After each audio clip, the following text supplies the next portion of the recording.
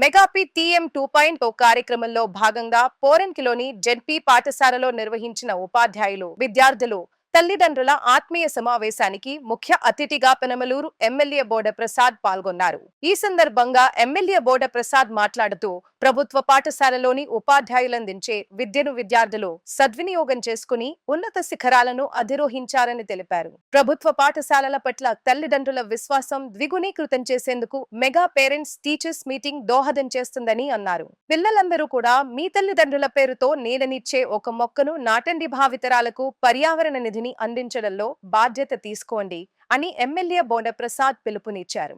కిలారు శివకుమార్ గారు పెనమలూరు హై స్కూల్ని ఎంతో బాగా అభివృద్ధి చేసిన వ్యక్తి. అలాగే అనుమోల్ ప్రభాకర్ గారు కూడా మన స్కూల్కి ఏది కావాలన్నా ఒకసారి పైన క్లాస్ రూమ్స్ సరిగా పూర్తి చేయకపోతే ఒకరోజు వచ్చి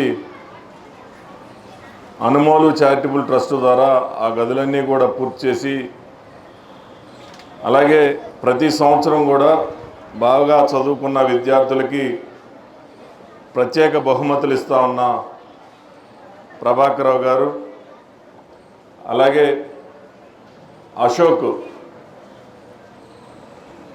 ఇక్కడికి రాగానే అడిగాను ఏం చేస్తున్నామని. హైదరాబాద్లో ఒరాకిల్లో అసిస్టెంట్ మేనేజర్గా పనిచేస్తున్నానని తను చెప్పడం జరిగింది. అలాగే ఈ స్కూల్కి ఒక స్ఫూర్తి అశోక్.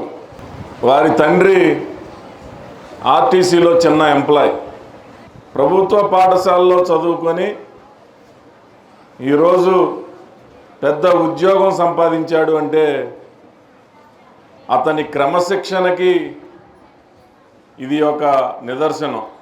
తల్లిదండ్రులు బిడ్డలకి ఒక స్ఫూర్తినివ్వాలి. మిమ్మల్ని చూసుకొని 80% వాళ్ళ జీవితాన్ని నడుపుకుంటూ ఉంటారు. తల్లిదండ్రుల యొక్క స్ఫూర్తే బిడ్డలకి ఒక మార్గం అవుతుంది.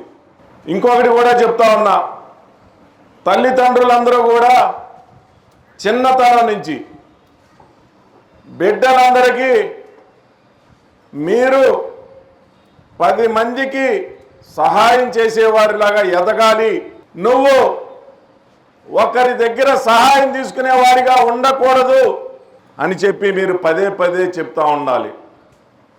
10 మందికి సహాయం చేసే స్థాయికి ఎదిగాడు అనంటే నీ బిడ్డ ఎంత గొప్పవాడో ఒకసారి ఆలోచించుకోవాలి.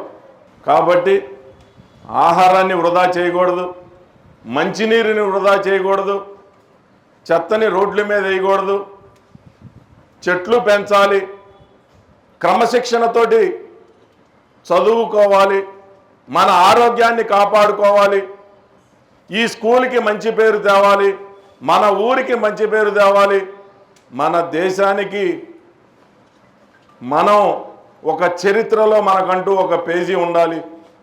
తల్లికి వందనం. దాదాపు 360 మందికి ఇక్కడ తల్లికి వందనం. ఎంతమంది పిల్లలున్నా తల్లిదండ్రులకి, ఇందాక ఒక ఆవిడ చెప్పారు 3 ఉంటే కూడా వేశారని. ఈరోజు మీకు చక్కటి ఉపాధ్యాయులనిచ్చి డబ్బులు ఖర్చు పెట్టి జీతాలు ఇచ్చి ఇంత విశాలమైన స్కూలు మీకోసం కట్టి, మళ్ళీ మీరు ఇంకా బాగా చదువుకోవాలి, ఇంకా మీకు తల్లిదండ్రులకు ఉపయోగపడే విధంగా ఉండాలి అని తల్లికి వందనం పేరుతోటి డబ్బులు ఇచ్చి ఇంత పెద్ద ఎత్తున ఖర్చు పెడతా ఉంటే మీరందరూ చేయాల్సిన పని బాగా చదువుకోవటం. ఇక్కడికి రాగానే అడిగా టీచర్స్ని, మనం సన్న బియ్యమే భోజనం పెడుతున్నాం కదా అని అంటే, బియ్యం బాగున్నాయి, తినే విద్యార్థులు కూడా పెరిగారు అని చెప్పి చెప్తా ఉన్నారు.